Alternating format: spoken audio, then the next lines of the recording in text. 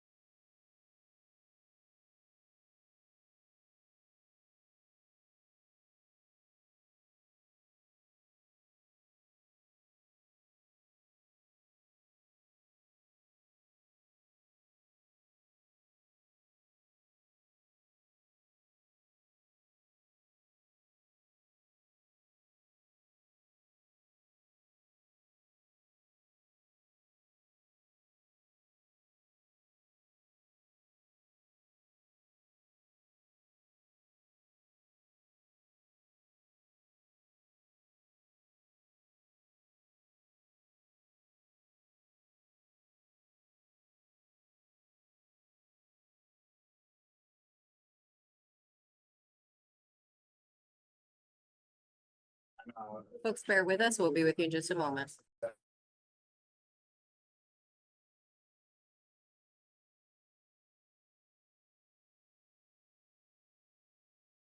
It's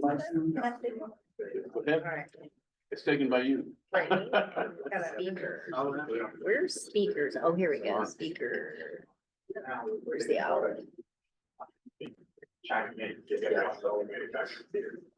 There's only 2 different manufacturers. You need to plug in. So we have 3. Could someone confirm who is participating remotely if you can hear? Hi, good morning. Kayla Puello from Miami-Dade County Water and Sewer Department. Thank you for confirming, Kayla. I appreciate it. Give me just a moment and we'll get things started here. You got it.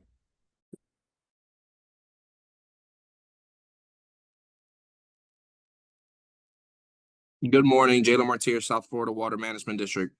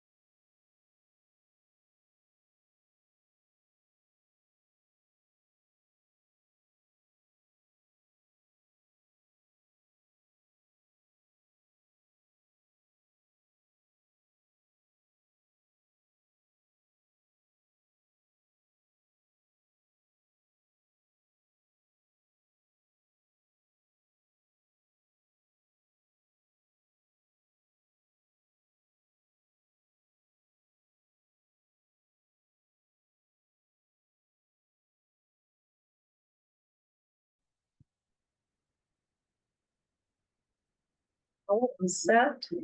Okay, sir, we have audio. And we're good to go. Ready to start. One last confirmation, please, to make sure our sound is still good for our folks that are online remote. Yeah, still. Thank you for that. You have the floor, sir. All right, good morning, everybody. Welcome back to our quarterly LEPC meeting. I'm your Vice Chair, Brian Brown. James Russo, our chair, is indisposed at the moment. He's gonna be, he's handling some city business. He should be able to join us remotely, partway through. So if he has any extra information, jump in. I wouldn't be surprised if you see his name show up on the board and to add a few things. But in the meantime, we're gonna get started. All right, welcome everybody. We definitely want to thank Corey Suizo and Marshall Marston for bringing us into their house. Definitely happy to be here. This facility is amazing. We've been open for about 2 months. So thank you again for hosting. Activated 4 times. Activated 4 times for just 2 months. Yeah, well, it's that time of year. Certainly is. So first and foremost, thank you for your hospitality. Thank you for the participation and what you bring to the LEPC. And we're happy to be here. We're happy to include our partners from Monroe. And then, you know, we're curious to see if, you know, we can make this more of a regular thing. Discuss that later. Okay. So we are going to have the Pledge of Allegiance. Just gonna have to improvise. I pledge allegiance To the flag of the United States of America, to the republic for which it stands, one nation, under God, indivisible, with liberty and justice for all. Brief moment of silence for everyone who's made the ultimate sacrifice.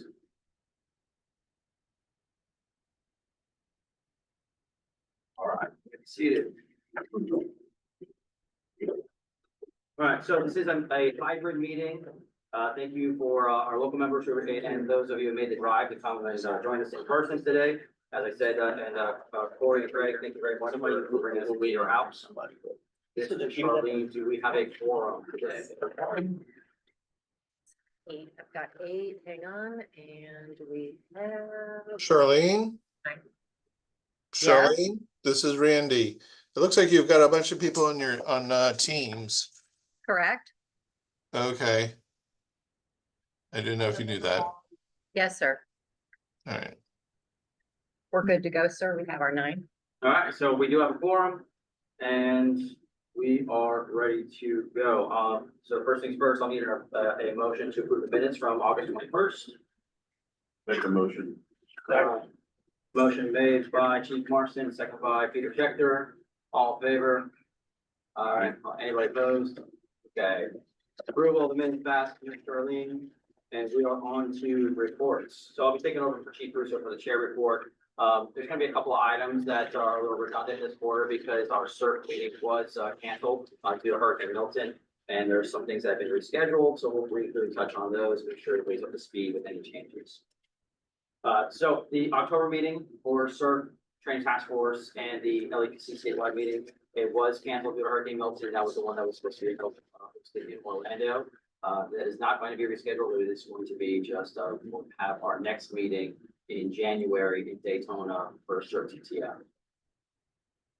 On September 12th and the 13th, up at the State Fire Marshal's office at the State Fire College, we did additional work with the lithium ions task force and lithium ion symposium. Once again, these guys are continuing their efforts on a lot of high level work, including water runoff testing for heavy metals, ground for EPA. What about the water tables? What kind of environmental impacts are we having with some of these lithium ion fires? And then even just as important or even more important, blood work for our first responders, bunker gear testing. So what they did is they did a lithium ion burn. They took soil samples, they took water runoff samples, they took blood samples, they took bunker gear samples. They had specially cleaned bunker gear, tested before, cut swabs out of it, tested it after to see what kind of exposure they were actually. And although EPA doesn't quite consider a burning lithium ion, say a vehicle fire, and a hazardous material, now we have heavy metal contaminated water runoff and some of these other items. So it's definitely going to be things that are going to evolve in time. As we learn more, we'll have to make adjustments on how we respond, what kind of PPE we wear, what kind of tactics we choose, what kind of impact it has on the public, what public service announcements we put out to the community. So I would expect that over the next several years for this to continue to evolve, as we talked about in the past. And Ms. Charlene, the FDM Risk Management Program for Region 10. Sure, this is just. Participation. Sure, this is just informative for the members. So the state through the Florida Division Emergency Management's Risk Management Program, Chris Stevens, who I've been coordinating with, has given opportunity for our responders to join at the facilities during the inspection process. So that's a really great opportunity to get into the facilities, take a look at those, see how they operate. The next series of facilities are all in Miami-Dade. In March, those dates are there. The facilities are listed. If you are a responding agency in those areas and you want to participate, it's just a matter of communicating with me and I'll connect you to Chris Stevens. So I just wanted to make everyone aware of that. And they do move around. We actually completed Broward's previously. So I'm not sure of any timeline. They haven't announced it for me for Monroe, but when those opportunities come up, we'll definitely let you guys know what the dates scheduled are so that you can get into and take a look at those sites. That's all, sir. Excellent.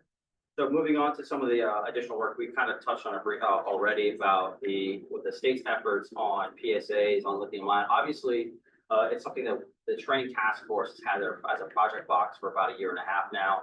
The State Fire Marshal's Office did develop a task force to address it, which Doug Valley and Chief Lucio are heavily involved in. And with the support of Joanne Rice, we've been able to accomplish a lot. So it may be redundant for some of the people in this room when we're constantly talking about it. But the more that we tackle this, the more people are coming into the fold, the more education is getting out there. We're starting to see some significant results. So just some of the results of that were during Hurricane Helene. I'm sure you guys saw from your own personal insurance companies or TV ads. There's been a lot more public service announcements about securing your electric vehicles prior to any flooding events, especially down here in Monroe County. That's important, right? Saltwater and the battery banks don't quite agree, as we know. So the training task force specifically asked the CERC 6 months ago to increase the effort on funding PSAs and community outreach. And we definitely saw that with this hurricane season. So the ideas that are being brought to this table as a local LEPC and at the state LEPC and training task force, CERC, we're starting to see those results in the community. So I applaud you guys for your efforts and your work and your wants and needs are being addressed at the state level. We're starting to see it. Keep it up. Some of the results that we saw from the storm surge in Helene, that there were 16 lithium ion confirmed fires. Now those are the ones that were reported, investigated, and confirmed. My guess is that there were probably more. This data may have been updated with insurance requests and such since then, but there were 16 lithium-related fires just during that one storm alone due to flooding. So once again, now that resource tracking is coming into play. So if we do decide, hey, look, we need different equipment. Hey, we need different, whether it's firefighting equipment or protective equipment. Now we have data to back it up. Hey, we are fighting these types of fires. Our first responders, our community members are being exposed to these types of materials. This is why we need what we need. So when we can have the hard data to back up and validate the needs, well, then we're going to do that much more quick. There's also some work with the National Highway Traffic Safety Administration, and they're looking at additional guidance for industry and public on the proper lithium-ion disposal. All right, look, when you got a little lithium-ion AA battery and it goes in the dumpster, chances are nothing really happens. But as you start seeing your power tools and your micromobility devices and your, Christmas is coming and everyone's going to get a brand new bike and scooter that's lithium-ion powered, and then what happens 3-4 years from now when those battery banks are getting bigger or more densely packed with energy, and then now you start going to the dumpster, and now you have garbage truck fires and dumpster fires. So we're going to see more and more of a prevalence of that. So whether a proper disposal system or a community outreach and awareness event, so obviously you guys don't want to be funding lithium dumpster fires 10 times a day every Christmas, right? So that is also in process on a couple different levels, one at the CERC level and then also with highway traffic safety. Yes, sure. I don't know if this is the right place to interject this or not, and I'm harping on this in every audience that I can get in front of. I come from public safety. But now I work on the dark side for private industry. At present, there is no legal requirement for emergency response guys or EVs or hybrids. Some manufacturers do it, some manufacturers don't. I work for a manufacturer, I work for Deere. Okay, so it's mostly agricultural construction, but they're pushing extremely hard for hybrid and EV heavy equipment that's going to be coming to your cities and towns, because your public works people are going to buy those because they can open a street and be quiet. Absolutely. And not make a lot of noise. And they're still going to be subject to the same problem that extremely dense energy packs, okay? Probably double, triple, quadruple what you're used to in a typical passenger EV. If you have a strong union presence, if you have an organization like the Chiefs Association or whatever, I need letters to use as a lever to beat the people I work for to convince them this needs to be done. Because if there's no regulatory requirement, people don't want to do it. And I know, and we know it needs to be done. So if there's a way that you can help me with that, please do. I'll make sure that I leave something with a contact information. On the same token, I don't think this is a particularly agricultural area of the state, but you probably have a lot of construction equipment up and down the road.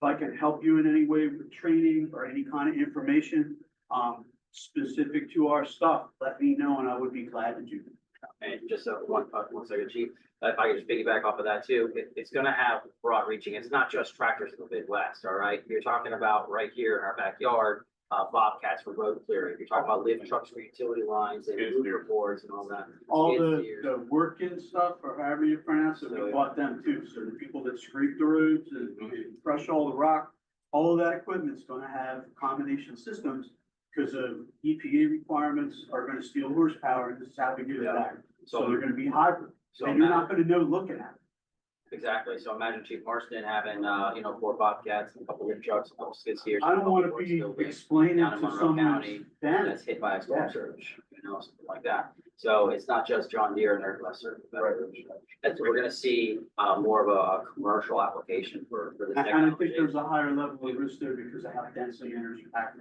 Exactly. And as we've said for the last 2 years, our first responders need to be educated. We need to have adjustment in tactics and equipment on how to handle those emergencies. The community needs to be aware so we can avoid those emergencies, and our municipalities and our counties need to prepare and properly for those. And the only other thing I would add is that you guys and girls, we should be proud of the fact that this task group and the state are so aligned. I'm fortunate enough to work with ULFSRI people, from time to time on a fairly frequent basis. Dan Madrikowski, Mad Dr. Dan, who's probably somebody you've seen speak or seen his articles. He's an advocate for the fire service, the same testing and protocols for contamination, exposure, all that kind of stuff is being done there. So our information is not just gonna be like a really small sample, but it's gonna be larger, which makes it more valid, which makes it more valuable to us to keep our people safe and healthy. Exactly. Chief Marston, would you have us? Yes, just something on the waste side. Years ago, we had issues with the LED and mercury going into the solid Yes. waste into our landfills. And that was a very big concern with those that are managing those sites because of the mercury that was involved, coming and having to report that. And then potential for closure of those landfills, not because of the volume, because of the volume, the overall aggregate volume, but because of the volume of the mercury that was involved. We're having now, similarly with the lithium. The lithium batteries, there's nothing that I'm aware of our solid waste manager for the county. There's nothing that I'm aware of where, that kind of reporting has to be given. Yeah. That's just something that's put on the radar, that as the material is coming into the landfill, we've had that issue. Yeah, So absolutely. that's just a little heads up for that. Yeah, and what happens if it's not just mercury or just. Correct. Just, biomed waste or not. We're looking at the compound issues if we don't think of. And for us, on our side, all of our landfills in our county have been closed. All of our solid waste has to be transported out. So now you're looking with the RDFT partners. But then it's going to some landfill somewhere else in the state. Exactly. So we're contracted with them to be able to do the work, so. Yeah, they Just say something to we're a put on our- global economy, global industry, where we're more than just local waste also, our problems here, go elsewhere. I think there's also a new NFPA standard. I know that makes people's head pulse hurt. It's 2 years out. The one for the cradle to grave stuff, Well, the It's 888 out, 2 years yeah. out. but at least it's being worked on. Just one thing, I see an influx on 240 volt lithium forklifts. Have you seen them now? They're replacing propane, because the propane are noisy. And it's easier for them, if they get a cheaper insurance rate by using lithium because of the hearing. on all that stuff that goes along with it. So just the other day, I seen 6, just on our property alone, in Cinnamon, I seen 6 brand new, lithium ion battery forklifts. That are now being closed inside of buildings working. So, we don't know where that's gonna go in the future. We don't know. They're putting them under stress. When they put them under stress, batteries work harder. And, so we have the dendrites and all that start to form and start to break down. And, electrolytes don't off gas as quick and these things can. So I see that in the future, I see some issues because they're all inside, none of them really outdoors. The fire service needs to demand that the stuff be properly marked. We went through this with hazmat years ago, our predecessor, right? We had the DOT response guide, it's paper or electronic. We need exactly the same thing. It's that easy to deal with these. I can't even get our marketing and branding people to mark them appropriately so that you can see the hazard. from a Well, distance. it's just not that, they're putting them in, electricians are putting in the 240-volt chargers. And we don't know on the bottom until we just walk around the corner and go, how long has that been here? You know? And it's just like whether it's, diesel or gasoline or propane, or now electric vehicles, energy is energy. The infrastructure is being developed, the technology is improving, the power is there, it just changes the way we respond to emergencies, right? We had the same thing with the propane powered school buses. They started coming around South Florida.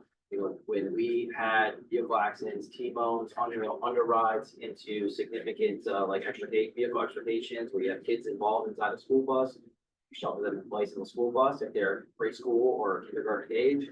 Or is that a propane bus that was just T-boned and now your shut-off valves are compromised? And now we need to recognize that. And the propane tag on a school bus, if you guys aren't aware, is a small 2-inch diameter. It's ridiculous. So, and we can't even get, now that the school board has the EV buses, 68 per hour county, I believe, Alicia would know the exact numbers. 68 per hour county, even more in Miami-Dade County, there's no battery at all. So all the school buses look the same, and now our responders are going into some of these critical incidents, right? And they don't know if it's a traditional combustion engine, an EV, or a propane. And so even at the most base level, our firefighters are having to work twice as hard just to find out what type it is so that they can do a fuel shut-off on it. Are you cutting the battery for a traditional engine? Are you securing the shut-off switch for a propane? Are you evacuating because the battery bank is damaged on a large scale school bus? It changes, like I said, it's nothing that we can't overcome. But if the regulatory issues aren't there, our guys have to work harder. Our guys have to be more educated because we might have to implement different techniques. I'm going to everybody. I'm not just picking on local entities, but if we get grassroots support for this, sometimes it trickles better. I've been trying to reach the health and safety guy from the international from IFF. He's in Vegas this week. We're supposed to connect, but it hasn't happened yet. But all I need is just stakeholder letters. I'll even write the letter for you if you think it's a hassle. But I just need something that says that we as an organization or as an entity advocate for or demand, make it as strong as you want, that vehicles are properly marked with a uniform system and that we have immediate, easy access to emergency response guides to be able to plan and respond to an incident involving them in a tactically correct and efficient, safe manner. I mean, it's what it comes down to. I need you guys to push for this because they don't want to hear it from me. Yeah, something like that happens. Yeah, I don't want to be on CNN. I want to sleep at night. Worried about A lot of the EVs are labeled properly from the manufacturer. Yeah, People are a lot. So now you gotta look for other things. You gotta look for the no exhaust and you gotta look for the plastic front ends and stuff like that, but you can't always see that from the smoke. So there's other ways that we have to educate ourselves, and not only us, but the public, you said the public service announcement, it's getting them out to even people that work security, a lot of your lots. They have to understand that electric vehicles just don't park at chargers.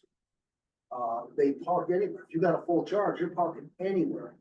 But then you do find, at your charge, like in the morning going to work, I'll see on the plaza, on the turnpike, 3 and 4 deep on one charger, that's where you're gonna find it. But, in South Florida, Hollywood, at a Hard Rock Hotel and Casino, we got 3 garages. One's 9 floors, one's 7, one's 3. And chargers, we know where the chargers are at for the most part, but there's cars parked everywhere. Like we had a patient not long ago that was that was unconscious inside of the electric vehicle.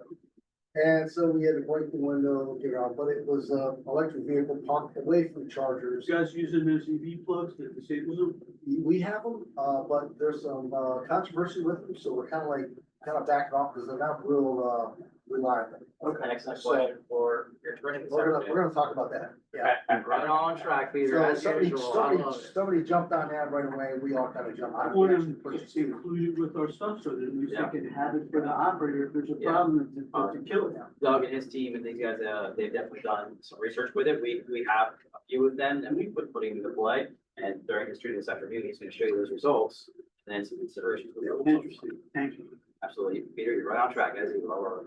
Sure, look. Hey, how do I pay you? Remember those other two questions I asked you? You let me live in Hollywood, it's all good. All right, obviously living in my Give me eyes, one shout probably, out. I'm looking for the ankle bracelet. yeah, right? It's implanted. It's not wrong. Direction this year, like. They're partners, they're partners. Stakeholders. They have an investment in the room. So obviously, lithium ion, as well as like the foam, the AFFF, the fluorine component disposal are probably the two biggest project boxes for training task force and LEPCs. We could talk about it for days. I appreciate you guys' interest and enthusiasm in it. Let's keep it up because we're making good progress. Moving on to the next item, Charlene, would you like to discuss our progress on the NEP? Sure, give me 1 second. I want to see if the chief is on by any chance. No, that's fine. He's busy. That's why you're here. Yeah, he said he was gonna be, He may join us and out toward the end. Yeah, he's To, busy. City Hall for some election swearing in among some other high needs. So, He doesn't escape easily, but I'm the FEMA National Exercise Program for the tabletop exercise. So we have, we were selected, competitively selected, and we received that benefit to work closely with FEMA. We actually have already had a kickoff. We have our next meeting for our concepts and objectives. It's going to be a virtual meeting. The key to that right now is we need champions and stakeholders to participate. So that's on November the 25th. As I said, it's virtual. So we're just looking for people to get involved. And basically what we're focused on is our hazardous materials emergency response plan. You know, we're not keen on just checking the box with this LEPC. We want to see things move forward. We did a major revamp of that document. We had the support of a technical writer who worked for Lockheed Martin, who assisted us in that process with well over 200 hours. We got a very clunky, not user-friendly document from 200 plus pages down to 60 to 70 key pages. And we need that document. It made me crazy. My head wanted to explode. I'm like, this is not acceptable for emergency managers. So we cleaned that up. We gave it the haircut and the chainsaw cut that it needed. So it's a much better document. However, we got to test it. We need to test that document. We need to see where it's at. We need to make sure that it's functioning the way that our responders and our facilities, remember, they're at the center of everything that we do. They need to know that that document works for them, that when, you know, if something happens, they can quickly access that information and get the support that they need and follow the guidelines that they're supposed to. So November the 15th, virtual, it's I believe it's 2:00 in the afternoon. I'll send out a notice to everybody if you folks want to champion out. Chief Russo is making direct contacts as well for that. So please, if you're able to join in on that effort, do, because that plan is not for the LEPC. That is for you. That is for our responders, that's for our facility owners, our operators, our partners, our stakeholders.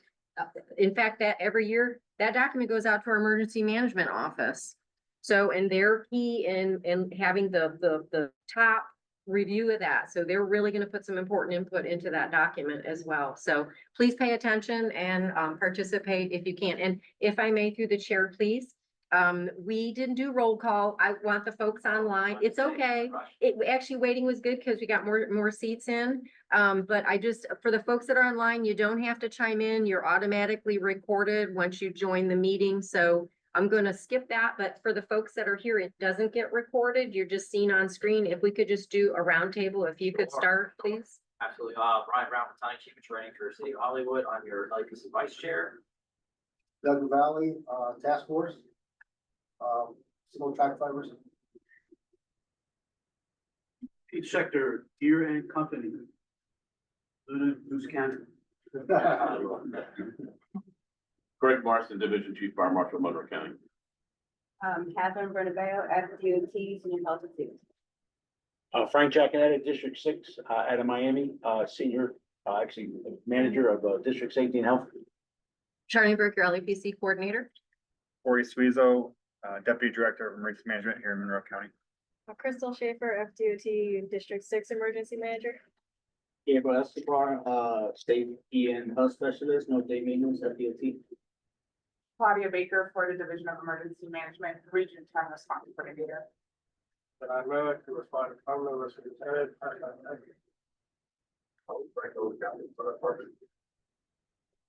James Bureau, Fire Chief of Wilson After the City. Thank you. You were just in our house a few weeks ago. Huh? How was your trip? You made it back. Yeah, we let him go. We try to keep him. And our online guests, Mr. Burke. We've captured them, through it's automatically records. So these are our folks that are online for the folks that are here in the room. See Renee is on. Awesome. And our PHMSA representative, actually, I want to make sure she gets to introduce herself at some point when we do our member comments. Danita Ferrier is with PHMSA, and I want to make sure she gets an opportunity to say hi. So with that, back to you, Chair. All right. I apologize for that. We got ahead of ourselves. We get excited. The dog is sitting next to me. Just distracted time. Ms. Riley, thank you for giving us updates on the HMERP. Shannon definitely put in a significant, she's definitely punching above her weight class on that one. It is impressive what she was able to do for us. And one of our main objectives for testing that response guide through the FEMA through the FEMA NP is going to be specifically for facility owners, because obviously if we have a heavy influence through the fire rescue side and emergency management side for this organization, so we definitely want to make sure that our facility owners, our private industry owners are well represented with that document. We know how to respond to emergencies. The average civilian doesn't. So that is going to be one of our primary objectives, and of course, any other input for any other needs, whether it's a primary objective or an additional optional inject, then that's the meeting to attend on November 25th, if you guys have ideas. All right, moving on to the working group reports. Obviously, as you guys know, our planning and training working group works together, so they're two separate topics handled by the same group. If you have an interest on helping us with either annual exercise planning or dispersing some of our grant funding, prioritizing our projects, we always welcome additional support on those working groups. We typically meet during CERT, virtual often, and then we just make sure that our decisions as an LEPC are in line with the needs of the stakeholders. So if you guys have an interest in all, please jump in. It doesn't require a big time commitment. Please think your thoughts. So on that, some of this is a little bit redundant. So the peak WMD software for the hazardous materials teams has been implemented. They do have access to that software. That's moving and shaking. We're doing well with that.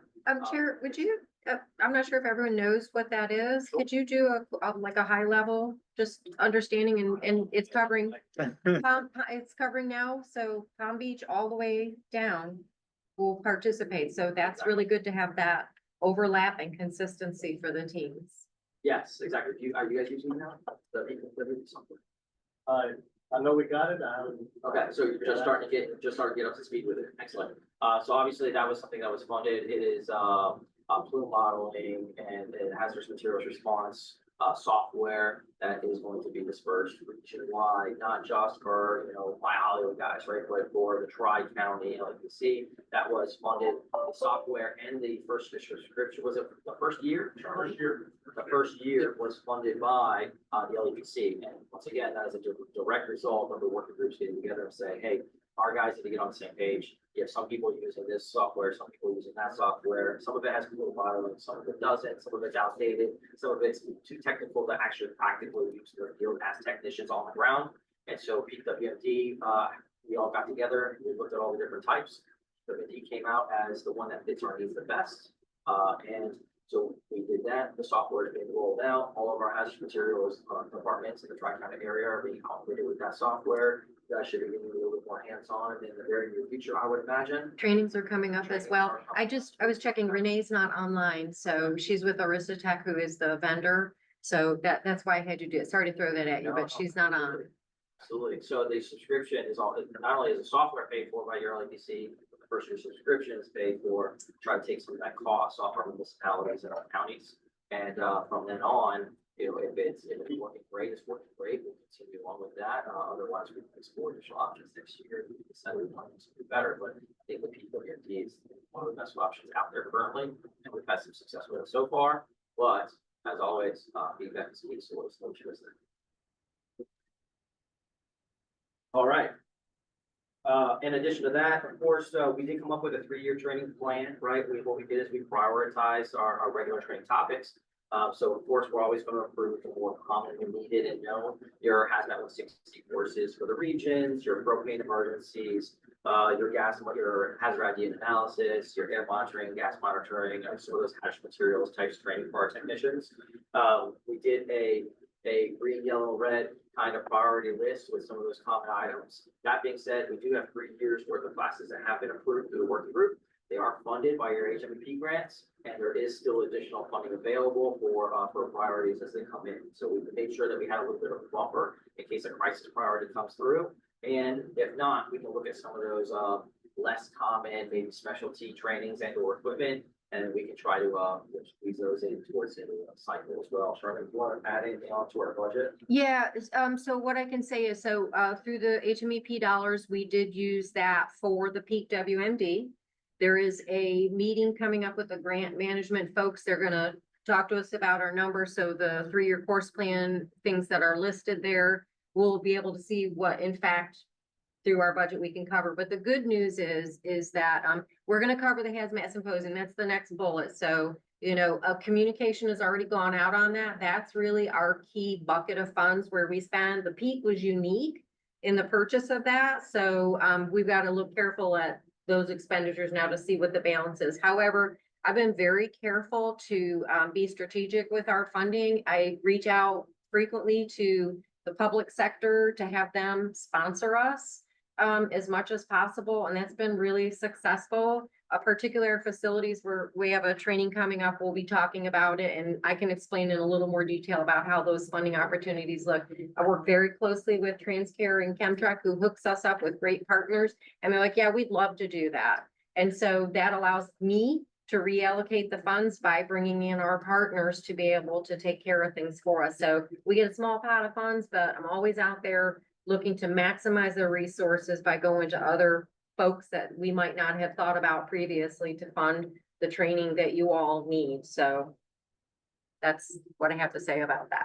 Thank you. And obviously, the big ticket item, the hazmat symposium, right, that's coming up, that is the same period of time as our training task force, like we see in CERT meetings. So you'll see a lot of the same faces, whether it's your technicians attending classes or your leadership attending meetings or attending with teacher recovery on the state level with FDEM. Remember that they did split the hazmat symposium away from fire rescue east. So you now have the Florida Fire Conference the week before in Orlando. That would now the hazmat symposium is a dedicated solo thing there. So if you haven't been, I highly, highly recommend it. It's a wealth of knowledge. 4 days worth of classes, vendors, meeting like clients. It's become international. We have all kinds of cheap land. We'll give you all the statistics on it. It is impressive to see how large that's become. Your LEPC will absolutely fund whatever we can. We send a certain number of individuals on a room share. So let's say the 2 of you guys want to go. You know, you share a room. LEPC pays for it. You get to sign up for all the classes. You get things with that knowledge and experience back to the fund. So we always try to send as many people as we can afford. And so the email did go out about 3-4 weeks ago. So if you have any questions, contact Charlene. And in the meantime, let's start getting that paperwork out in so we can get paid for your guys to attend.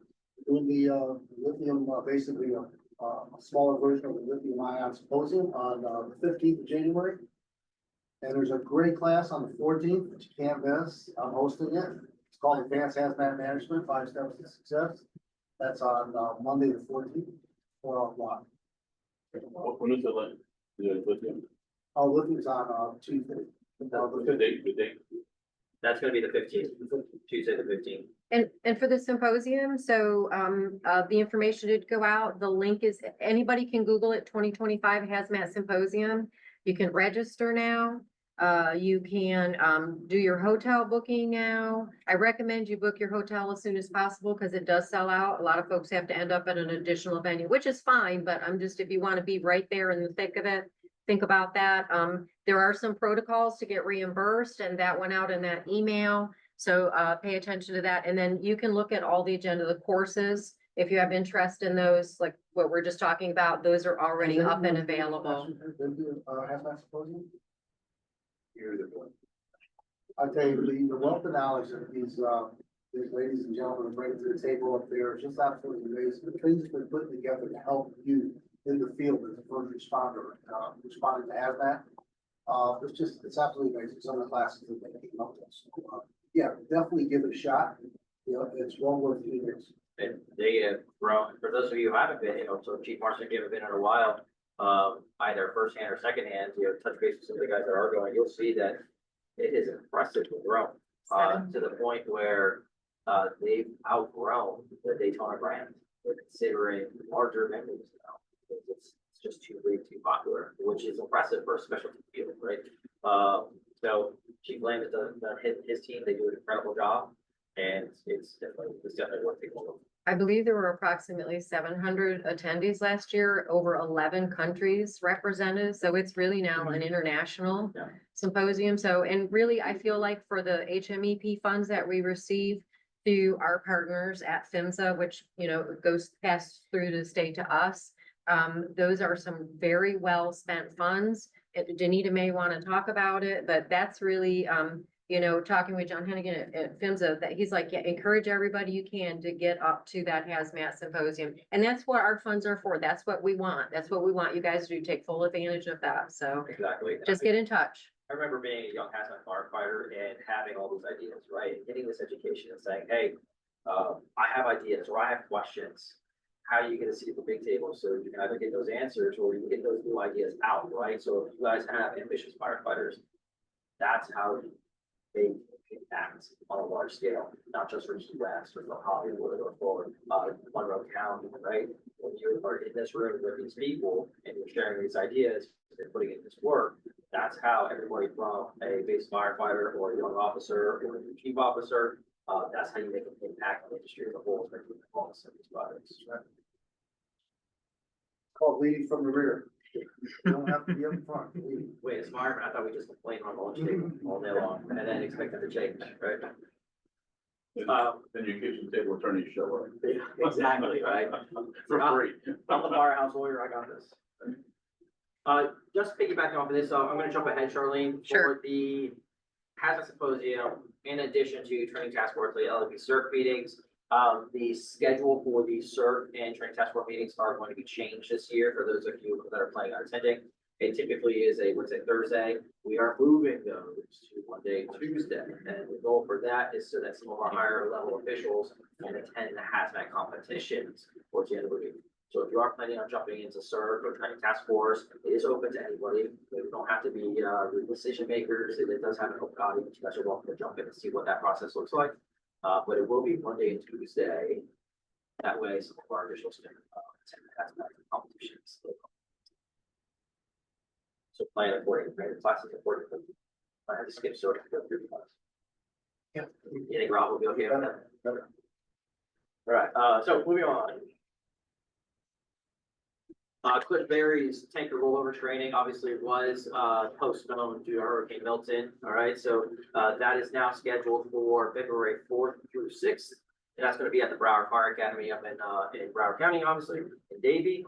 And we have a new rep, Rebecca Georgie, who was originally part of our LEPC stakeholders as DP. And then additionally with Cliff Berry, she has moved on to a new career option. And we now have Oriana Gonzalez representing Cliff Berry and leading that project. So Ms. Georgie is no longer limited for contact for that. We're going to be looking to Oriana for that project. So that should be a good class. Your basic grounding bonding, transfer of products, hot tapping, things like that. It should be over at the Broward Fire Academy. So it's a couple hazmat techs. We'll try to get the public stakeholders involved, private industry stakeholders involved. That should be very good. Rescheduled also was the pipeline safety program from Paradigm. All right, that is going to be December 18th. And then I believe so, Michelle, do you have any information on the pipeline safety? Yeah, anybody that wants to participate, just reach out to me. It's gonna be in Davie. They have two. Yeah, happy to provide that information. I just try to keep the agenda simple. Excellent. And then obviously your best practices, initial actions for electric vehicles. That will be scheduled for this afternoon, as soon as Peter gets me to stop talking so much. Mr. LaValle over here is going to be Mr. LaValle is going to be going over some of Chief now, man, you gotta exercise self-control. I also have to tell him to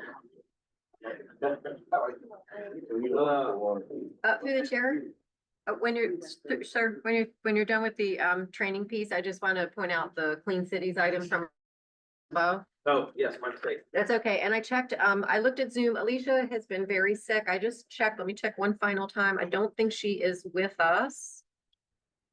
See, Alicia, if you're there, doesn't look like it. Yeah, she's been real sick. So I could just quickly talk about that. So Alicia Lopez is a director for Southeast Florida Clean Cities, and she has partnered with us in the past through her funding efforts with the Department of Energy, EPA and DOT. So she's brought alternative fuels training to us at the LEPC. We actually did a big training. I think we had about 75, 80 people show up over at the Hollywood training facility for the school buses. We did an additional EV lithium ion training over in Lauderhill. I think probably a comparable number came from that from all over the region. So those details will be coming available soon. I know she's working a lot on sustainable aviation fuels. I figure anything that's new or different that's coming out, I need you all to know about it. Google is looking to go nuclear at some of their cloud facilities. We don't have one in Florida yet. I don't know what that looks like, but like that's something I'm paying attention to. So when anything new or different, that's a change to what you guys are used to, I'm going to bring it up. And then she applied for and received a NATO award, and that included the work of the LEPC and all the teams that are a part of it. So thank you for letting me recap for her. And there'll be more coming out. Alicia, when she's well, she'll come and join us at a future meeting and talk to us about those training. And that is another strategic allocation of our dollars. We're getting more training and it's not costing us anything. Yeah. So it's a great partnership. If she's able to get grant funding and opportunities from the Department of Energy, which not all of us have access to. So obviously in fire rescue service, we had emergency management, DOT access. It's great to have a partner like Alicia. One, a beast in her field, and two, has access to other avenues. So between DOT and UOC and NBA and now Department of Energy, those are people that we'd like to have in the mix because they bring a lot to the table. I hope Alicia feels better if she's listening. And then Doug, you'll be giving your class letter something. So. All right, tentatively rescheduled is the Coast Guard Sector Miami, the semi-annual area committee meeting. All right, the tabletop exercise is tentatively rescheduled for December 5th for our Coast Guard reps. I think I saw that Coast Guard is online today. That's going to be, I believe, Plantation at about 9 a.m. There might be a location change. Yeah, correct. So it's solid. It is the 5th and it's going to be at the Broward Public Safety Complex, Broward. which is Broward Boulevard and 27th, the whole sheriff's complex The there. sheriff's new public safety building. Yeah, and it's just west side of the facility is the access point. Yeah, they just reopened that. Like, And you're right, Coast Guard's on, when we come to member comments, it'll be if, I think Laura's on the line, maybe she would like to talk about that if she has information, so. Excellent. And then obviously, again, due to hurricane weather and all that, our transcare has been rescheduled for March 4th through 6th. That is going to be the anhydrous ammonia, the ammonia live drill partnership with Airgas and Publix, and that's for 2 months now. So that's going to be, we're looking at that March 4th through 6th. And then obviously we discussed our last item on that list. We've already discussed that would be the National Emergency Plan. Next, right? Claudia, do you want to weigh in on any? I mean, Claudia is with FDM. She is she is my pipeline to get things back and forth to FDEM. She is our lifeline. Claudia is in like a million different directions all the time, but the woman is so responsive and effective in what she does. I don't know how she does it. I don't think she sleeps. But yeah, yeah. Those meetings, she can do anything. But she does have some I think some really important things to say about training and consistency and collaboration and communication that really makes a difference for the success of these products coming into our communities, to make, to make it better for everybody. Claudia, I mean, we're talking about it, seemed an appropriate time for you to weigh in if you would like. Sure, so, hi, everyone. Training and exercise is a little bit like I get on my soapbox about it, especially in our region. So much training and exercise, but a lot of things happen in a silo or things like that. And especially now, we're all working towards World Cup. There's a lot being brought in. There's a lot of things people are doing. And I always, and that's why I love my relationship with Charlene, and I put myself in so many places to try to be that catch-all.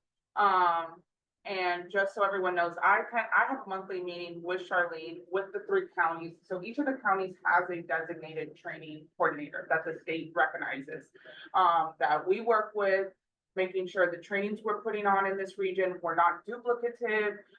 Because one, FEMA notices what trainings we put on. They notice how many times they come to Florida.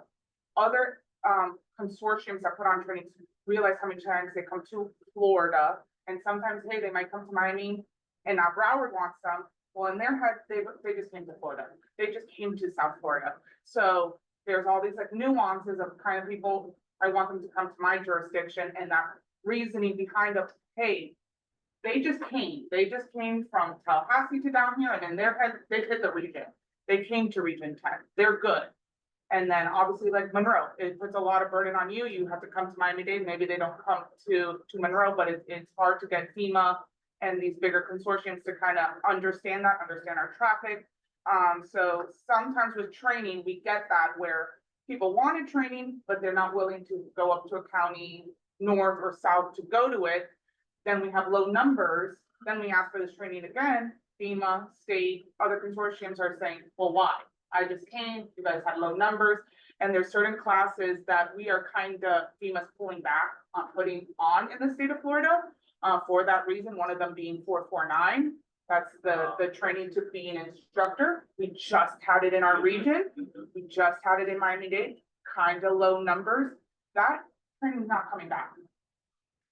So FEMA now says state of Florida, you put on, we used to, as the state used to say each region, which is another thing. We went from 7 regions last year to now we're at 10 regions. Used to match the RDSTF regions. Now we match the LEPC regions. We used to give each region, hey, you get 1449 to put on. FEMA says no more, state of Florida. You will put on 3 for the whole year. And so now we have to work geographically. That means the panhandle, 1 to serve them, 1 to serve North Florida, and 1 to serve all of like the peninsula. So that might not be here. And right now it's not looking like it is. So there's just some things that I think we get so comfortable. Oh, I can get on the training, the consortium comes for free. It comes. And I don't want to burn our bridges when it comes to training and exercise. And again, our region is so connected, even though we have huge agencies, and we can do a lot by ourselves. We do respond to each other's incidents and things like that. So that's pretty much my overarching thing is that's something I really try to do. I work with Charlene, I work with the training coordinator of the RDSTF, I work with the 3 counties, making sure we are aligned across all disciplines. We also have 4 different healthcare coalitions in Region 7. So it's so much more that other regions don't deal with, They kind of have like one metropolitan area that puts on all the trainings. They all go to that one area. They have one healthcare coalition. They have one thing kind of tying them together. And we kind of have a lot of things almost tying us not together that people like us that are in regional positions kind of have to make sure we're staying connected and aligned in that. And I just want to really reinforce something that Claudia said. I don't have to tell you all, when incidents happen, there are no boundaries. You all are there to help each other. Claudia is really trying to address that. It's really difficult when you can't get your head out of your jurisdiction to get to something. We've got to figure out how to break down those jurisdictional issues because you all don't see it. That's not how you all operate. And so Claudia needs that as well. We need that as a region as well. We all need to be able to say, hey, this is it. This is all we're gonna get. You're gonna have to figure out, if you need that, you're going to have to figure out how to get from point A to point B. And those jurisdictional boundaries, those issues that you're just gonna have to help us to help you to get them out of the way. And if you need help with that, talk to finding out Claudia. what are there policies? Are there Yeah. policies that are saying so-and-so cannot leave county lines? Is, what is that story that we could kind of work with or work around or try to help? But right now it's kind of, I will go to that training when it comes. Yeah. And, Yes. yeah. Or you might have to go to Tampa, from Marathon all the way to Tampa. We're gonna get diminishing returns on that, and that's what we really don't wanna, we wanna keep this robust. So as much as you all can, listen to what Claudia says. She knows exactly what she's talking about. She really, is here to help us. So thank you, Claudia. So I've spoken to Claudia about this a few times already, and Corey and I have these issues where we're both trying to do our APS and you don't see the classes at all in our region. And we see classes pump out all the time through the RDSTF, like I get emails all the time. Sometimes the dates are like within a week, they're within a month. And I can tell you that, getting an approval within a week of a training or within a month is extremely difficult. And, it has to make sense, for us to participate. Like some of these classes that are coming out, I look at it and I'm like, how does that apply to, our field of emergency management as a DOT? Like, because we can't just willy-nilly go to every training, or else I gotta take annual. I'm not gonna do that, So I'm starting to see a huge trend where I see all these trainings come out. Miami-Dade County sent me an email about all these for World Cup.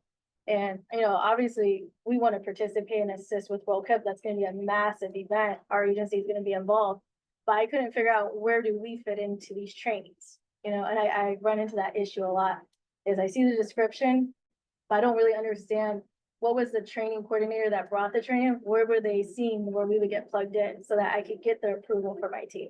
So I do see that. No, as an Crystal issue. makes a great point, and that's another thing we hear is like, we're not getting the training to the right people.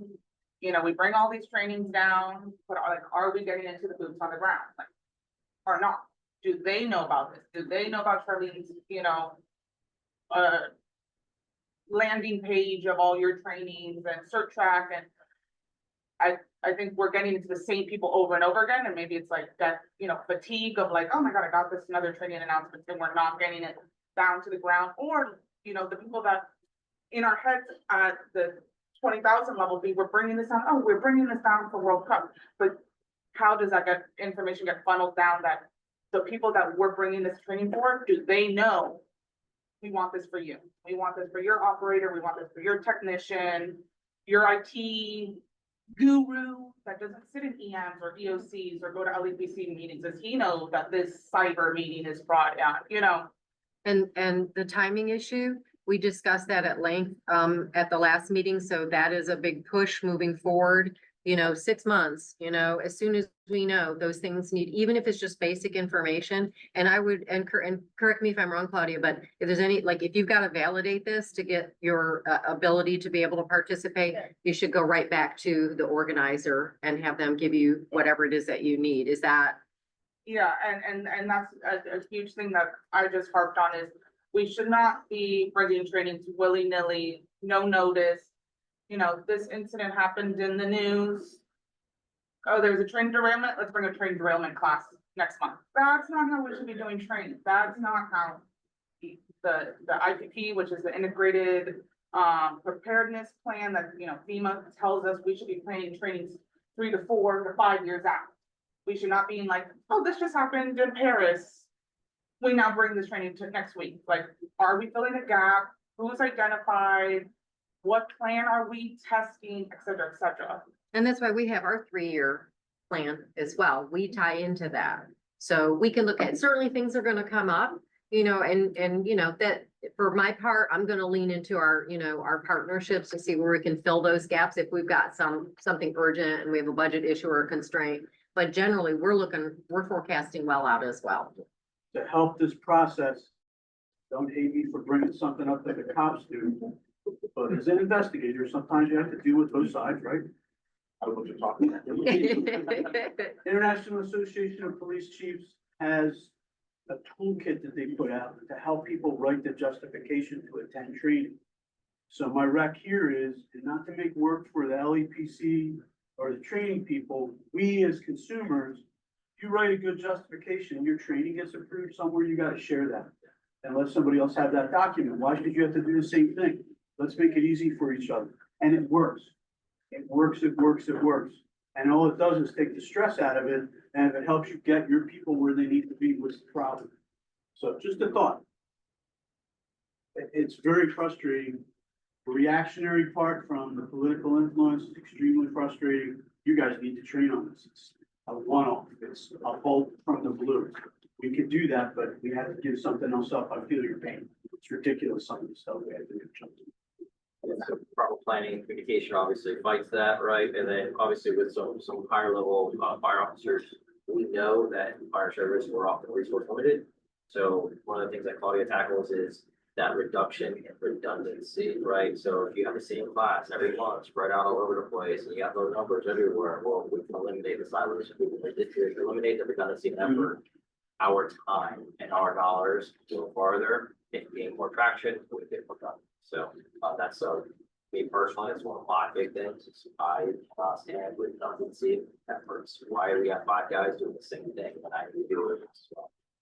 That's something that, last month, that's an FFMI, the Florida Fire Marshal Fire Inspectors Association.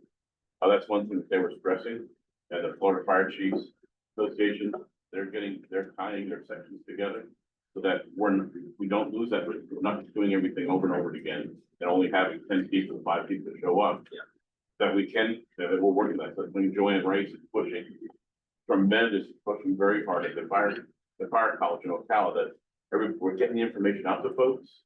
TJ Lyon from the emergency response section, we're all working together, they're developing that type of interagency communication or whatever organization, coordination, so everyone knows what's going on. That way we can put an announcement out, and they're looking down the road as well. They have their 3-year plan, but they're looking, 3 months out on a quarterly basis. Now you can plan 3 months out on who's gonna be where, what needs to be done, taken care of. Yeah, so it's coming along. Taking some time, but coming along. Effective communication and coordination and emergency management and fire service. Who doesn't know that would never be an issue. That was plain speed. USL. So, I mean, obviously, every day, it's the same battle, but it's important battle, so keep it on this. All right, so that's all we have. We already discussed the HFERP. That's all I have for both the chair and the vice chair's reports, covering for Chief Russo, as we mentioned earlier. So now, the coordinator's report, Charlotte, it's all yours. And if I may, I'm just gonna do my report and then the admin items as well. And then we can go back to member and public if that's all right, then I can just get them out of the way. So for my report, I just want to let you all know, so these are the tentative dates. The February one is definite and the May. So later in the year, there may be some changes to that. So CERC has mentioned that November's been an issue. So for them, they had to cancel. So we might have a modification there, and everything is in lockstep. So there may be a change later in the year, but right now, February is solid, and if any dates change, I will let you all know. I generally set up a calendar invite at the outset of the year. I'll get those out just as a save the date, so you all know that. So those will come out soon. I do continue to participate in the statewide LEPC coordinator meetings. So any information that's useful, I bring back to you all. And then I did, just as an FYI, I do participate in other trainings as well. And I was happy to join Broward County at their Operation Hellcat functional exercise. So the admin items, I might change the name of it. It's basically education. So there are some requirements that CERC asks us. On the list is those EPA CERC updates. The way that these items work, if you see it underlined, it means it's a hyperlink. You can go right there. If it's not, it's attached in the agenda package. I try to pull that up separate so that information is there. So these are really tremendous resources. They come to me from different fire chiefs. They come to me from different partner organizations. These are tools and news you can use. So don't ignore them. They're there for you, part of your education. So I just try to make that useful and constructive for you all. So that's what I have to say about that. And then on the member comments, I know that there are folks online who want to participate. Let me go back over to Zoom. Before we do the roundtable in the room, if that's okay, Chief, we Yeah, can do absolutely. the Zoom folks. How about we put out a call for our online members, they can respond to the chat. Sure, to sure. see, who wants to open up for member public comments, and then I'd like to start the floor off, while you're selecting anybody who wants to speak. Corey, I know that you had a training topic that you'd like to discuss. Once again, thank you for allowing us into your house. Beautiful, we're happy to be here. We're happy to see that, this Tri-County partnership is really expanding. So Corey, tell us about the training topic we have. Yeah, I appreciate you guys coming down here. You know, it's, I never thought it'd be, difficult to get people to visit the Keys. You know, it's like, hey, come to training, and you're like, oh, I can't make it. And family, hey, come to the Keys, like. Now I know where to go. Yeah, I know.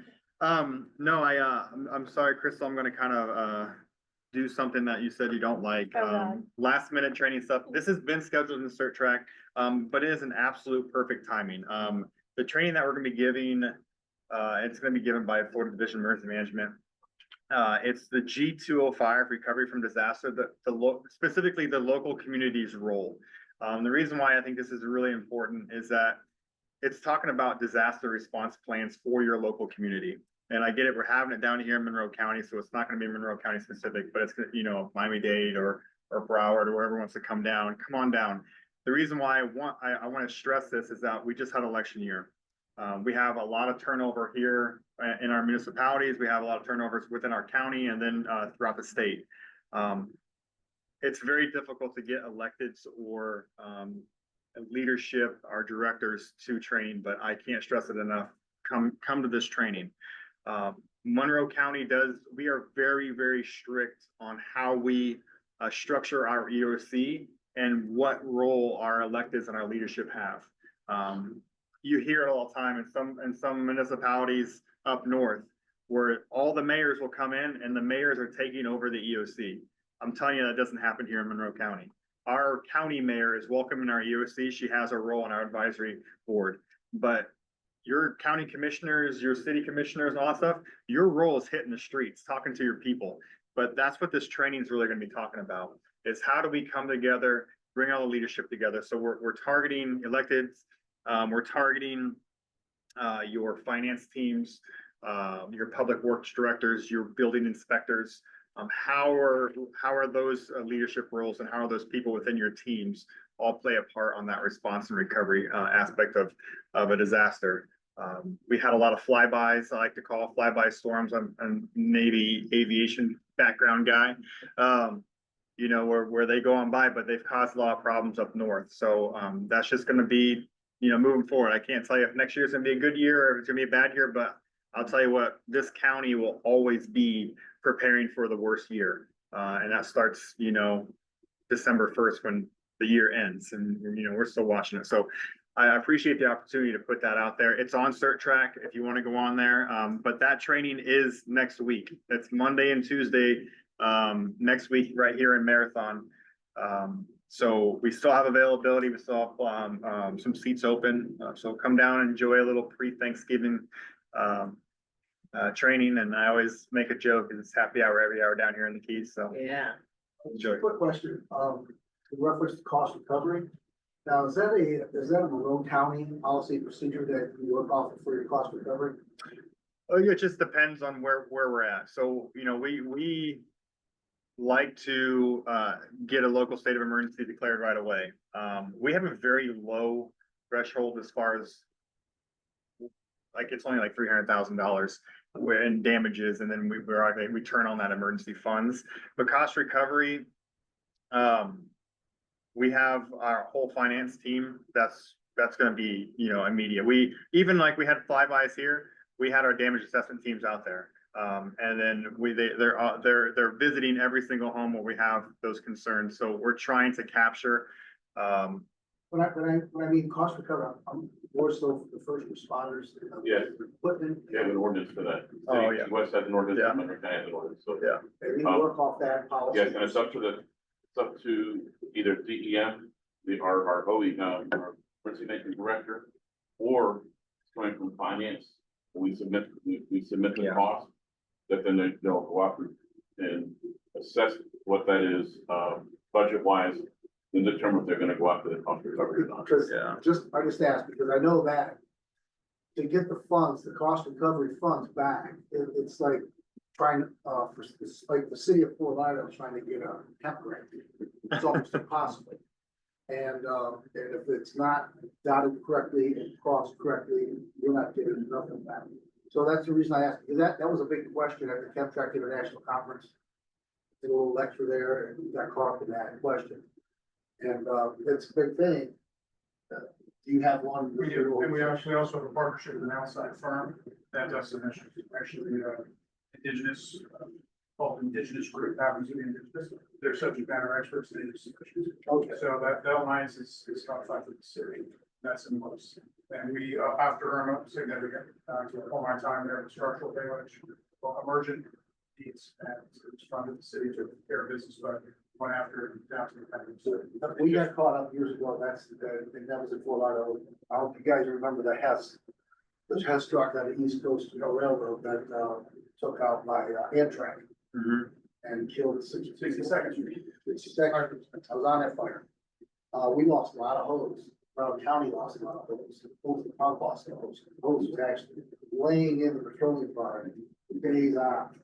So we got thousands and thousands of people, plus on here, that was destroyed. We didn't get any cost recovery from that. We didn't have a cost. Yeah. Nobody did. And that was a big part of that, question. Yeah. Yeah, so, and I guess we had a good example, and Claudia might want to chime in on this too, is we sent some teams up to help support Sarasota. The process, and I guess the only thing I can stress in just in my role, I was tasked with managing that team remotely. Terrible idea. Have your team lead who is with that team every single day, because the way we were doing something like that, the cost recovery is like, we're sending our equipment up there, and you need to, and we're using that, a site called Demis. And Demis is a mutual aid tool where you're logging what equipment what you're sending, and there's a FEMA code that's attached to that piece of equipment. So it could be a bucket, truck or whatever you're sending, fire, I know you guys did it in the past, but it based on either mileage or hours of use. And if it's not involved in the mitigation, it's on standby, can't charge you. Correct. Right, and so, and this is where I was running the problems, is that if you don't have a team lead with that team, literally making sure everyone's logging their hours appropriately, because at the end of each day, I need FROC forms, or I need FROC equipment, which are, what did you do to support the incident and exactly how many hours did you work? And that's prep time, that's operational time, that's cleanup and whatever. 14 forms, everything just. Yeah, and so I'll tell you what, my team is not going away from 214s. I think 214 saves my butt and then keeps everything straight, but FROC is moving towards that. Instead of logging every single minute of every single hour, you're saying, hey, I did X amount of hours in emergency response for that specific thing. So Is it possible, because obviously over in Hollywood, we deal with significant flooding events all over that area, and I'm constantly running around 214s. I'm no longer the guy in the street, I'm the guy collecting the 214s, right? So I'm like, every once in a while, you just gotta touch a fire truck, remember what it feels like. And is it possible for you to send me like a sample of your FROC ones, to look at that, see if maybe our EOC, if that's a better alternative? absolutely, even before you depart, I'll show you some of the stuff. Excellent. Thank you. And can I just, I want to add something too. Claudia just wrapped this up in September, if I remember correctly. She did Demis, but she has offered to help us to organize through a request of the LEPC to host another virtual Demis training. So pay attention when I push this information out, or you hear from Cannot Corey. stress it enough, because if it's not straight, like when I was doing my team, trying to input all their information, it was pretty subpar. And I'm like, I'm looking at the eyes of, I'm evaluating this team. Yeah, I know they did work, but the paperwork was terrible. Yeah. Just what we done is we took one person, that one person is responsible every 214. So every 12 hours, he sends out a new 14 to you, whatever your missions are. So if we're at a reservation somewhere post-storm, and as soon as we start, he puts in the name, puts in the date, time frame, and he puts in what you've done up to that point. Everybody's checked their equipment, everybody's done this, everybody's done that. And then you put in, you've done neighborhood, windshield assessments of your community. And if you had to cut a couple of trees down, there is actually copy and paste for taking the tree down. Everything is typed in. Everything is copied and pasted. Everything's the same. So if you cut a tree down, you cutting the tree down looks the same as my cutting the tree down, and yours cutting the tree down. Yeah. Everything looks the same, and you just put your times in. And so far, this is the second year we've done it. None of our 214s are coming back. Everything's done perfect. Because we had that problem. If it's not, like I said, it's not got it correctly, crossed correctly, it's coming back. Yeah.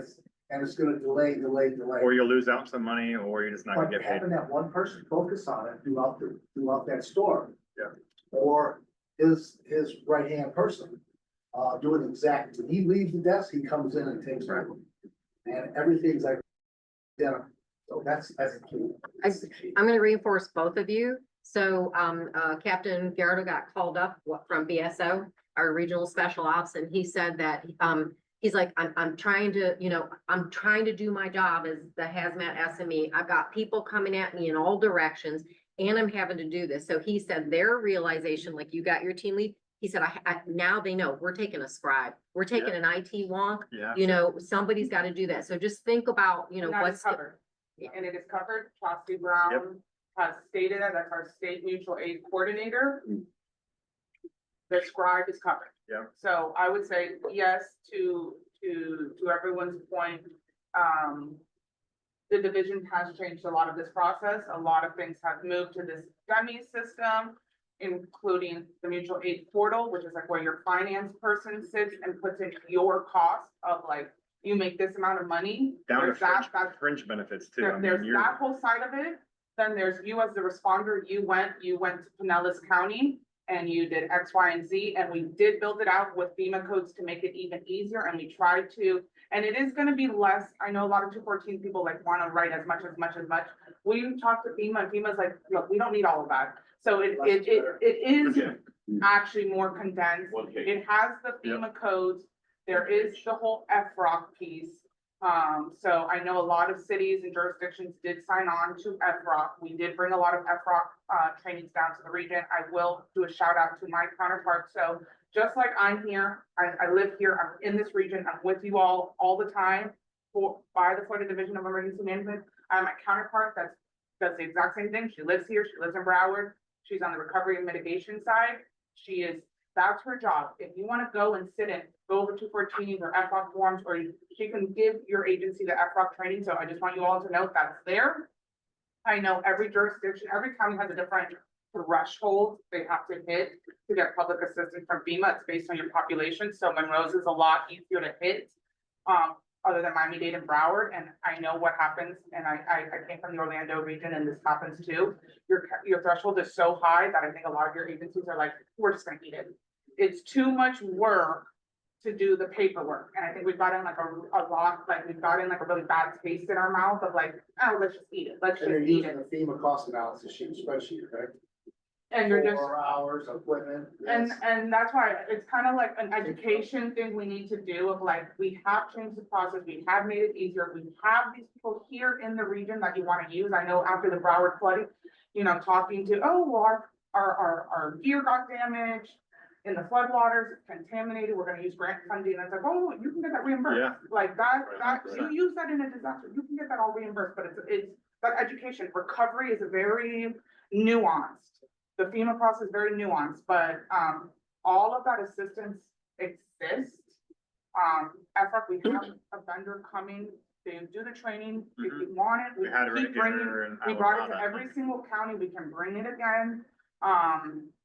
And like I said, Dana's an instructor for it. She lives here in the region, so again, that's an easy, you know, Hollywood, hey, I know she works with Jamie Hernandez and all of that stuff. So if that conversation needs to have, or that just added level of like, hey, am I doing this right? Or do I need all this paperwork?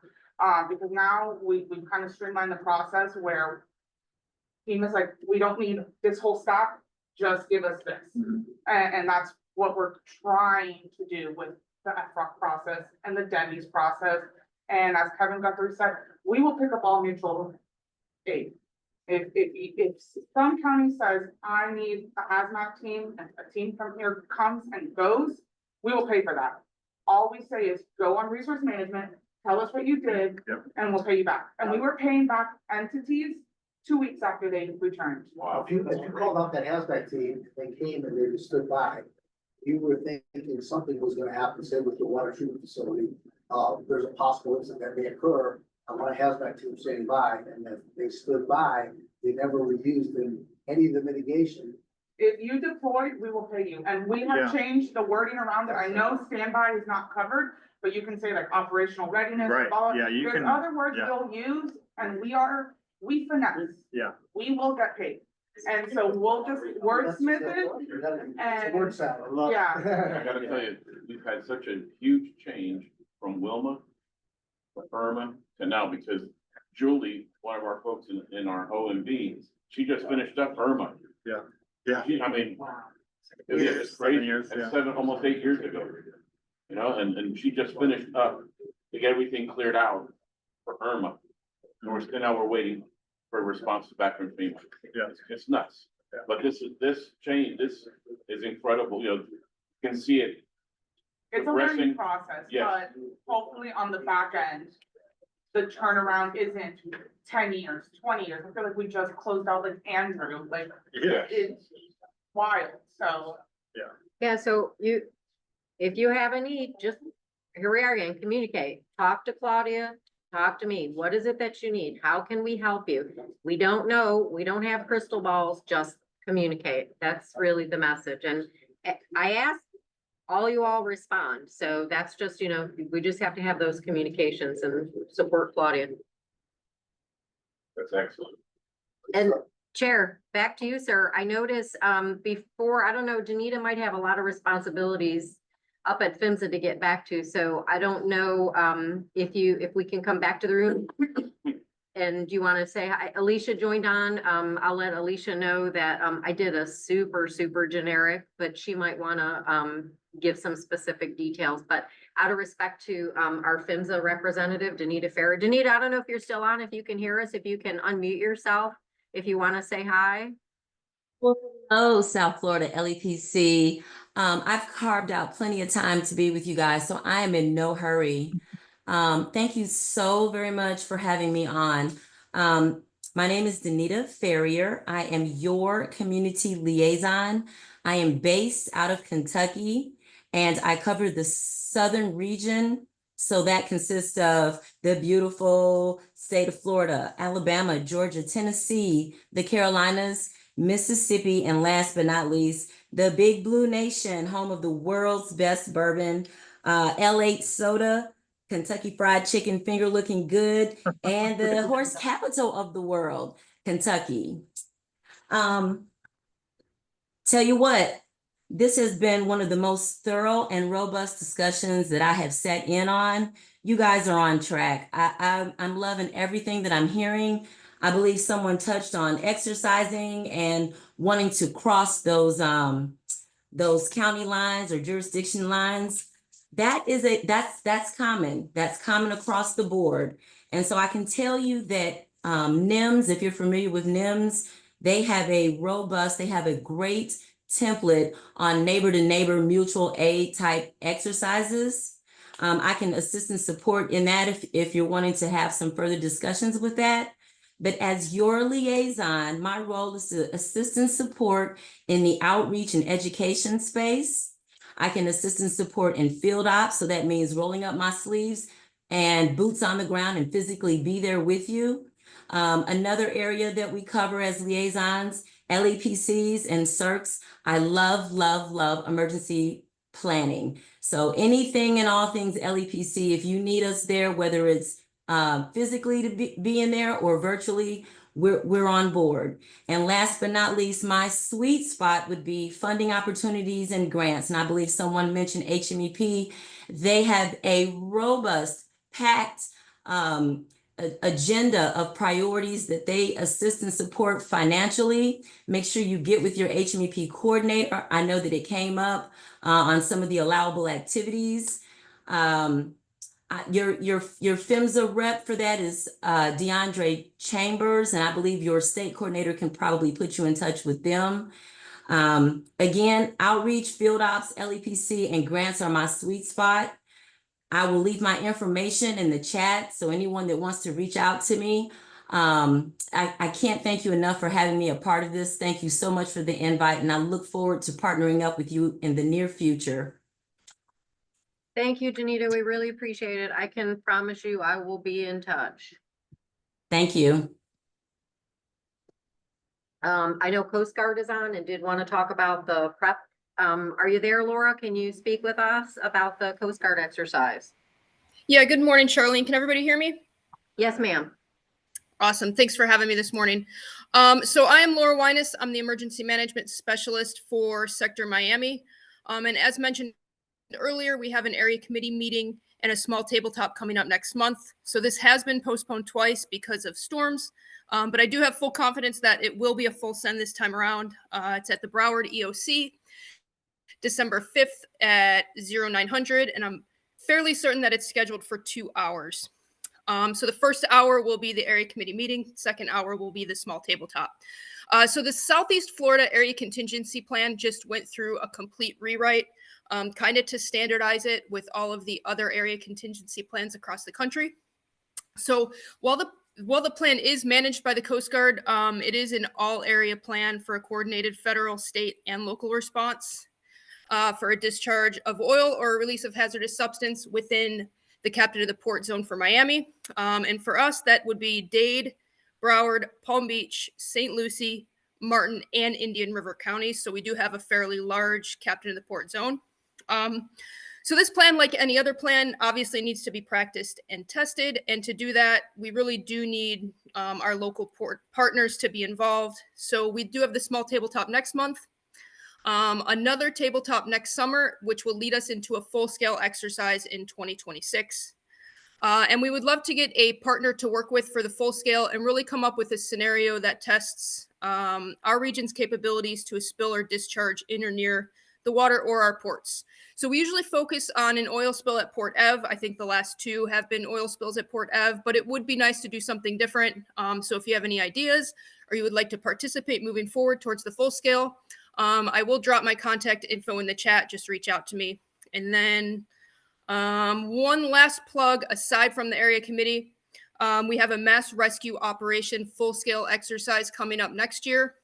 We've partnered with Virgin Voyages for that, and it will be a 2-day exercise, probably hosted at the Port of Miami somewhere. The date is also to be determined. We're trying to fit it in between a tight window between Fleet Week, which hasn't been announced, Formula One, and then some other spring events that are happening in the areas. But if an MRO is something that interests you or your agency and you would like to participate, let me know again, and I will keep you in the loop. And then pending any questions, that's all I have this morning. Any questions for Laura? I think we're good, Laura. Just keep me posted. Send me any updates. I'll get them to Claudia. Claudia will share them throughout the region, at least our region, and we can help to push out as possible. Thank you very much. Thank you for what you do, Laura. We really appreciate you. Thank you. Enjoy your time down in Marathon too. I'm jealous. Yeah, you have to come back with us next time. We're already plotting for our next visit. So, and thanks, Laura. Appreciate it. So we also have on the line, Alicia did come on. Alicia, I don't know if you're still there. If you want to take yourself off mic, off mute, and I did a real brief recap. But if you're there, maybe we lost you again. Poor soul. She's not been feeling well. I was gonna say, I'm here, Charlene, but my voice is Oh, there still you not are. back to normal. So I was just gonna say, I'll probably just provide a brief update so that way I don't start hacking on the call. But hi, everyone. It's good to hear everyone's voices. I just wanted to provide a brief update. last time we spoke, I did submit as partners for 2 grant applications for DOE for some technical training for first responders, specifically firefighters. One of the applications was not approved, but we did get one that was approved through the national NFPA, the National Fire Prevention Agency. So right now I'm working with the Prime, who's the Alabama Clean Fuels. They're the ones that's going to be running that grant. So right now they're going through the contracting with the Department of Energy, but I'm hoping starting January 2025 that we'll get our funding for training, and then that way we can go ahead and start scheduling some trainings. And then I was going to work with Charlene as well, because with our coalition, I wanted to provide 2 additional trainings going into January, February, March. Hopefully, maybe if we can plan something for December, maybe before Christmas, like we had last year. I thought we had a really great turnout. But this one I wanted to focus on definitely EV and hydrogen, because I know that that's a really big thing that's going on. And a lot of our Clean Cities coalitions are working with hydrogen providers. And I know FPL has some hydrogen stuff going on, as well as the Florida Solar Energy Center and NASA. So I just think it's best for us to be prepared for what's coming. So that's my brief update. If you guys need anything, definitely let me know. Thank you, Charlene, for everything that you do. Absolutely. Thank you for dragging yourself out of bed to talk with us, Alicia. We really appreciate it. Get well. Of course, And I'll thank- see you back in the office, and anyone needs Alicia, just reach out to me and we'll connect those dots. And I don't know that and if there's anybody online that needs to speak up to share member comments, would you please do so at this time? Just unmute yourself. If not, we're going to proceed to the round table here in the room. Give a couple moments. Hearing none, Chair, I'll turn it back over to you. All right, any other member comments for the table here? We'll give one update. We do have our triennial FAA drill February here, which we partnership with Mr. Revere, we provide water protection on the partners in Key West. I'm over with Craig and also Mr. Williams as well. I also happen, Terry gave us on the line as well. We'll go about East Health Rating Coalition, which does some funding. We did some hazmat tech. We paid for some hazmat tech training for the county. We'll be working as well with that. 2 things. We did get Ken Patton down here the first time, 2 of them in the county.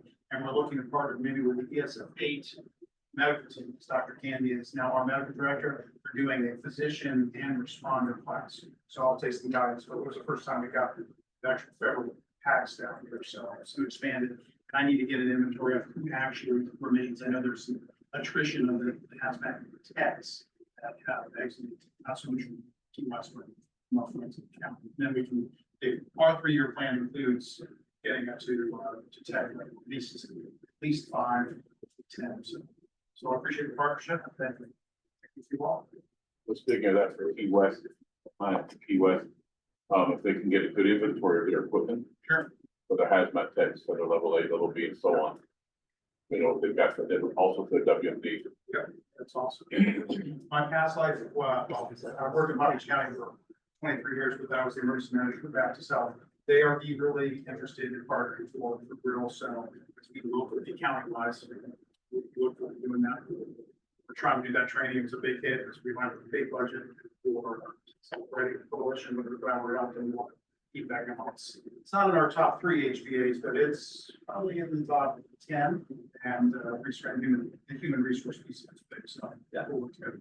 And the timing on that, Chief, is going to be absolutely perfect because as we discussed at CERC, your hazmat team assessments for the state of Florida are upcoming. They're looking at funding opportunities to send the representatives. They're looking at internal or external representatives. Obviously, they are looking at both the state funded teams and the unfunded. I think there's 33 state funded teams plus several more that are unfunded. And they are looking at full assessments, capability assessments, staffing, equipment, and then also alignment. So it may affect us significantly based on maybe we can receive more funding in this area, or some of the oversaturated teams where every department's got a little bit more financial resources, and every department has a team. They may either consolidate or remove state funding. So, or maybe there's a need to increase the number of state funded teams. So that is a upcoming aggressively active project, and we are trying to piggyback TRT in with that. Obviously, TRT is not funded the same way that hazmat is, although those disciplines do overlap significantly. So we are trying to piggyback a TRT assessment addition to the hazmat assessment, but the hazmat assessments are coming, most likely at the beginning of next year. We'll be talking about that January at the state emergency. We missed the last meeting. We had to cancel, so we apologize. We don't have a better update. But I believe it's about, they're planning for a year's worth of that product being produced. So just bear with us. After January, you all will have a much clearer picture. And just to go back to the point that our chair mentioned, when you can, if you can, get out of the, sneak out of the hazmat symposium activities and come in and sit in the room, look at the agenda and you'll know you can time it well. But if those are conversations you need to hear firsthand, come and join. Everybody is welcome in that room. So The second quarter CERT meeting, obviously we discussed it in Q1. It was brought up in Q2, and they were actually supposed to have a deadline to determine funding sources for that assessment project, and the October meeting was canceled. So I would imagine that in the January, they're gonna be looking to move quickly. They think about how long it takes to send, let's say, 2 individuals to every single station, hazmat station in the state of Florida. I mean, you're talking a week assessment for 30-something teams, maybe 40 teams. Even if you got 2 guys dividing and conquering, it's still gonna take the better part of a year to do a full capabilities assessment. So the more organized and prepared that you guys are, the better, and the better your products are. That's one thing that I tried when I passed like Key West, was to get them just recognized through CERT. You could never get the hazmat team in Key West to recognize, but Key West does have an LTRT 753. So there is a state contract already in place for the LTRT. And you try to get that with the hazmat team. They can be responsible throughout the county, not have to deal with bringing a neutral or putting a force multiplier. Exactly. You know, if you get status, well, that comes with additional funds. That's correct. And they work within the county communities. If we know that Marathon, Islamorada, Key West, even Monroe County sometimes, we're often trying to increase our hazmat technician staffing. I know Islamorada and Marathon are definitely adding, they're trying to get more, smaller departments, or hazmat techs, and that comes with a cost and equipment cost and all that. So just remember, your LEPC does pay for your regional hazmat tech offerings. Now, a lot of those folks did a little bit farther north than you guys, but keep an eye on there. We can either move some of the classes down here or move you guys up to, say, Broward and train with our guys. You guys need hazmat techs, we're paying for training. So What do you want to do, 5 or 7 techs? What is it, 5 or 7 techs first on civil? On the door, around 5. Yeah, depends also on who's on duty, but it goes by your shift. That's 2 units responding, right? Yeah, we have 2 units, 2 stations that respond. It all depends on who's on duty that day. If we have to call in to have, additional people there. how's your technician turnover? Like, for example, for us, obviously the guys are taking the extra classes and have a heavy awareness of the industry. It's also the guys that are promoting quickly. So your 10 hazmat firefighters now all of a sudden turn into 10 hazmat driver engineers or lieutenants, and you're short hazmat firemen again. And so It seems like the hazmat guys are always at the top of the list. Are you guys experiencing some of those issues as well? You've had problems here.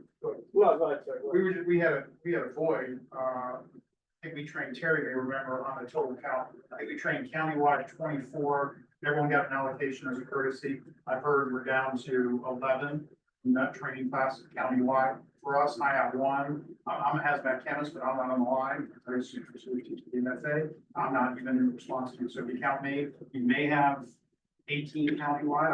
I'll defer to the US guys. How many y'all have? That class, you guys sent some of that class last year, right? What was it, about 18 months ago? We did a.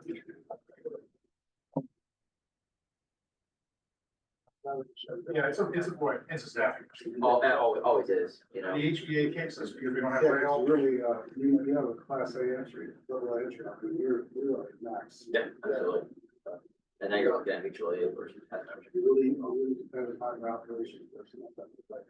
So yeah, happy to see you guys at the LEPC table. There's definitely things that LEPC can bring to your department, definitely things you guys can bring us. So just stay in the loop. We have it. We work well with them. Anything else? Charlie, anything to No, add? just if you want to do the upcoming meetings. Sure. All right. So, that being done, all our business concluded. The upcoming meetings is going to be February 19th for your local LEPC, and that is going to be just after your January CERT. So January, The 14th to the 17th is gonna be your CERT training task force LEPC in addition to the Hazmat Symposium. And then your, Tri-County LEPC, our Region 10 will be meeting, a month after that in February that way we can bring all that state information down to you guys. And then we'll bring all the local information needs and ideas back up to certain following, right? So, after that, we're going to Q2 in May 21st. Marlene, you said those are on lock. And then obviously our Q3, Q4 meetings in August and November, those are typically scheduled. Although if CERT changes their meeting dates, we will adjust accordingly. All right, so obviously we'll keep you guys up to speed on that, right? And then, if we can float around, you know, maybe our partners from Miami Dade, maybe we can host a meeting in Miami, maybe we can, come down here every once in a while, get out of Broward County. I would like to do that on a, if we could entertain that, we would. I just feel like as part of our, you know, relationship building, communication, coordination, effectiveness, training, everything on the table. It makes absolutely sense for the LEPC to be mobile. We need to try to make an annual sojourn. I'm thinking, I don't know if it's, you all, we can figure out when that would be. I don't know if it's February. I don't know if it's November. We'll figure that out, what's gonna work best. October Fancy Fest. Yeah, boy, we'll be skipping a month. I'm just saying. August Lobster Fest. Oh, Lobster. Yeah, but we'll, and we're gonna do this with, we've tried to reach out, actually, it may come to fruition through the regional special ops and our Miami-Dade contacts or the city of Miami, whoever wants to host it. So we'll be doing that too, because it just makes complete sense to me. We're like Claudia. Claudia goes everywhere. You got to have these conversations face to face. Chief Russo, in the spirit of Chief Russo not being here, we need FaceTime. We need these in person. This is where the work really happens. When this gets shut off, there's going to be a buzz in the room. So, and so, yeah. Reputation over the last 2 years of being one of the most active and productive LEPC regions. I think second to maybe we're right up there with Florida with Tyler's has analysis work. So let's keep that going. I think we accomplished that by bringing in as many people who made across many ideas to share at the table as possible. So once again, Chief Lori, Chief Marson, thank you again for allowing us in your house. We're happy to be here. We look forward to it again. I just have one announcement that came to my attention yesterday afternoon from District 6 FDOT of the Channel 5 bridge under construction. Just to let FDOT know, that's one of our LZs for Trauma Star. It's critical, that is a critical location for trauma patients to be picked up there. I understand it's going to be 8 weeks of construction. We let our people know it's also the transfer site from the north end of our response at Layton to go to Mariners and then back again, you know, for a mutual aid from the 19 station or Alamorada station to come down to assist if we had an issue there. So just with your transport, for Med 16. So just to give that a heads up that I just got that yesterday afternoon. That it, let's see, what was it? At 4 o'clock in the afternoon yesterday, that construction was starting last night. Where was that from? It's construction office. Surprise. What? It's out of, it's construction office. I told you being in person helps. If it makes you feel better, they're out of safety office, so they don't know about construction projects. The other side of it is that for our folks coming in, for shift change at 8 o'clock. So they're coming in from Dade Broward. Yeah. And they're going to Stock Island. Yeah.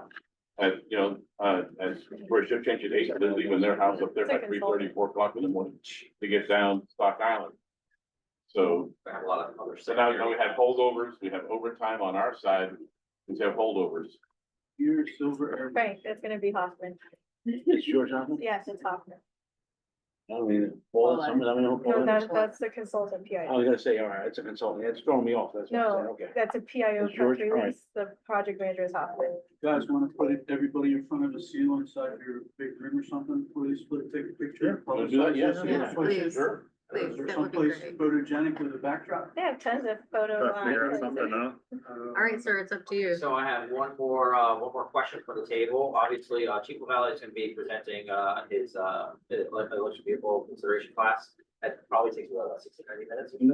So we need to make a determination. Do we want to power through, have lunch after, or do we break for lunch and then come back and attend that class?